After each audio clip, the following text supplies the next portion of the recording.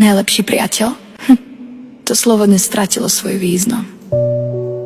Ľudia ťa majú radi, kým z teba niečo majú, usmievajú sa ti do očí, no za tvojim chrbtom ťa rozoberú na kusy. Stačí jeden problém, jeden jediný pád a zrazu si pre nich cudzinec. Ale potom je tu niekto, kto nič nehrá. Nerieši, čo máš v peňaženke. Nepočíta tvoje chyby, máš 4 laby a srdce, ktoré nepozná lož.